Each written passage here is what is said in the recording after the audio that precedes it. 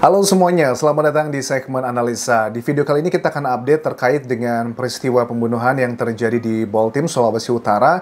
Ini kan tantenya si Aning ini yang usianya, aku nggak tahu, sebenarnya usianya 19 tahun, 20 atau 23, tetapi menurut aku antara 19 sampai 23 karena itu yang aku dapatkan dari berbagai sumber.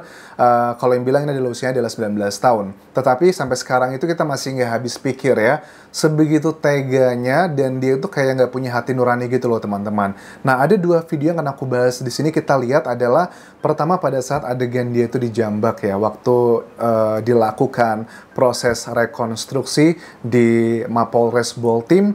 Dia kelihatan pede dan saat dia lagi berada di sekelilingan penyidik, dia tuh dari belakang langsung dijambak gitu sama seseorang. Tapi dia masih nggak ada rasa sedih ya, dia ngerasa kayak mau ngelawan sih aku ngelihat ekspresinya.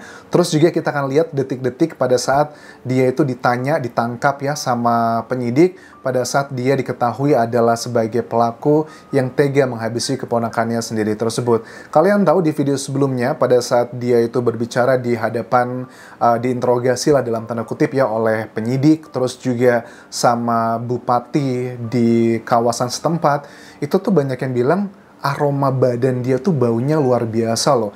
Ya wajar sih kalau kita motong ayam aja, itu kan bisa muncrat kemana-mana loh. Dan juga menyisakan aroma. Apa kabar ini manusia begitu. Jadi wajar banyak yang bilang pada saat dia melakukan aksinya itu, aromanya kemana-mana, makanya dia dicurigai. Dan di hari yang sama pun, sesuai dengan peristiwa tersebut, itu makanya sudah bisa ada penangkapan dan dia mengakui. Kita lihat adegan pada saat Aning itu dijambak oleh salah seorang di sini. Kita lihat ini. Dia lagi di tengah-tengah gitu ya sama warga. Tiba-tiba ada yang dari belakang tuh ngejambak. Itu siapa? Kayaknya ngejambak itu adalah anggota keluarganya deh. Ngejungkal ke belakang gitu. Baru kali ini kita seneng ya, netizen kayaknya puas banget gitu. Karena banyak yang kesel dengan Aning ya, dengan perilaku yang seperti itu. Kok tega gitu ya, dia bisa melakukan seperti itu.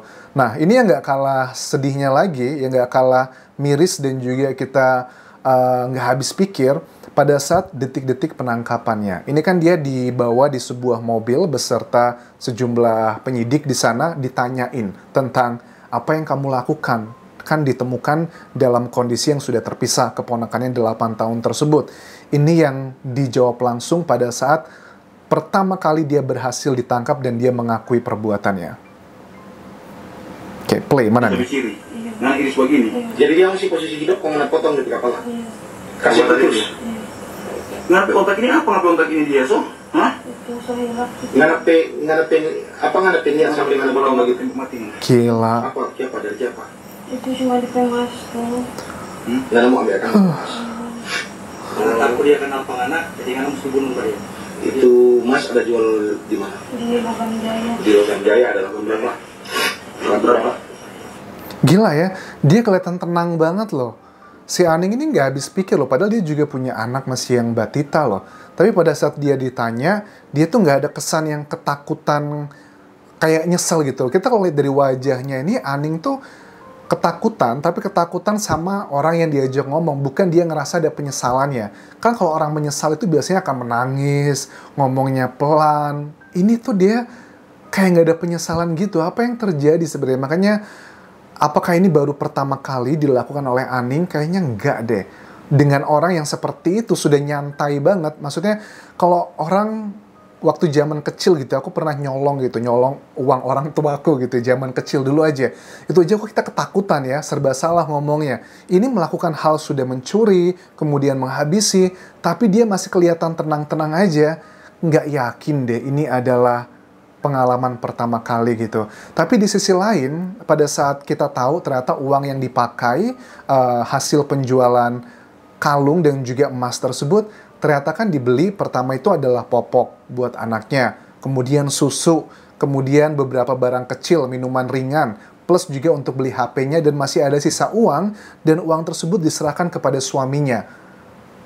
Masih tetap mikirin anaknya ya, jadi dia tuh masih punya kasih sayang loh, maksudnya ya dia masih manusia yang masih punya hati nurani sebenarnya, karena dia mendapatkan hasil uang kejahatannya tersebut pun masih dipakai untuk ngebeli kebutuhan nggak cuma dirinya, tetapi untuk anaknya dan juga untuk suaminya. Waduh, ini sih dugaannya. Kalau menurut aku, jatuhnya Aning ini adalah sosiopat sih teman-teman. Kan psikopat dan sosiopat itu adalah memiliki perilaku yang sama, kriminal, suka melakukan yang hal-hal mengerikan seperti ini. Tetapi penyebabnya berbeda. Kalau sosiopat itu penyebabnya adalah karena kebiasaan atau faktor lingkungan yang mengharuskan dia berbuat seperti itu. Misalnya, kalau dia tidak mencuri, dia tidak akan mendapatkan uang. Kalau dia tidak menghabisi atau melakukan kekerasan, dia yang akan dihabisi atau dikerasi. Itu karena faktor lingkungan. Tapi kalau psikopat itu adalah karena faktor bawaan dari lahir. Kalau di ronsen ya, atau bukan ronsen ya, istilahnya kalau buat otak itu yang kayak di X-ray ya, istilahnya kalau buat kepala gitu, akan ada gambar yang menunjukkan syaraf di bagian otak manusia tersebut yang menghubungkan dengan empati sudah terputus. Dia tuh melakukan kegiatan kriminal seperti ini buat kesenangannya aja, bukan karena faktor empati. Nah, kalau aku lihat dari sini, dia masih beli barang-barang tersebut untuk memenuhi kebutuhan anaknya dan juga menyenangkan suaminya. Dia masih punya empati, masih memiliki rasa kasih sayang, tapi buat orang yang menurut dia penting. Ini dugaanku sangat kuat.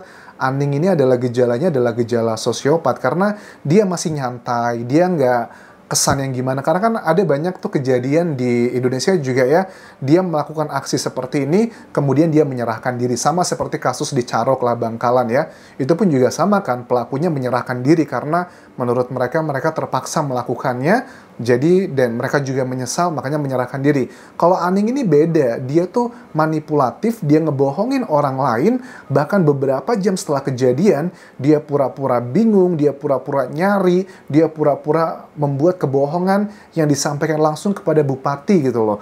Di daerah aku yakin lah, punya ketemu sama bupati kayaknya deg-degan banget gitu.